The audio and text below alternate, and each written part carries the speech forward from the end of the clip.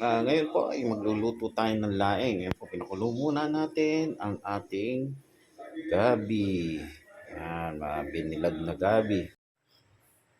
Ito po ang lahok natin sa laing, labahita,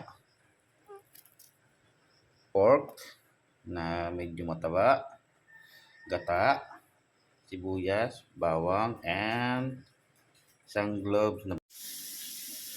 And ayan po yung sili na ilalagay ko mamaya. Pagka medyo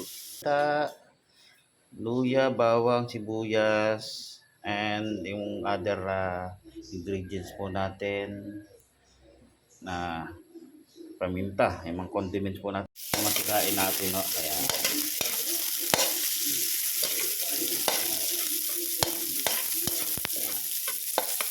medyo ano na, medyo maganda ng pagkakagisa.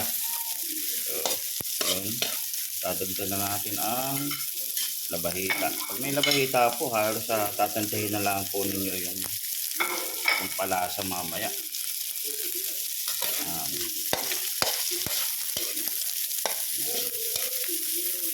Yung labahita.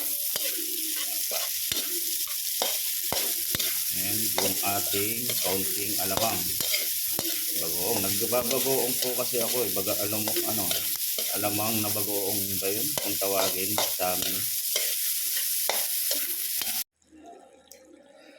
Yan po. Ang ating finished product na laing. Yan. Kaya iga-igahin pa po natin yung para mas medyo. Yan po mga kababayan. Ito na po ang ating laing na niluto ngayon. Ayan. Medyo kumukulo-kulo pa. So ayan. Medyo nagmamantika po yan. Napakasarap na laing. Katambal ng ating gulunggong. Ayan. Mga kaperbahay.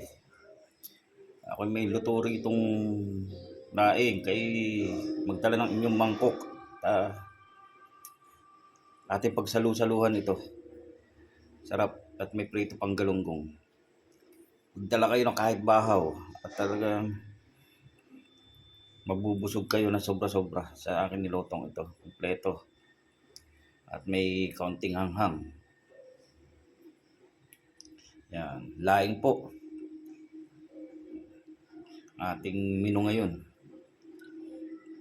At medyo napapadalas po ang ating gata. Bukas gata ulit. Mga paggata ng langka. Sarap. Salamat ulit sa inyong panonood.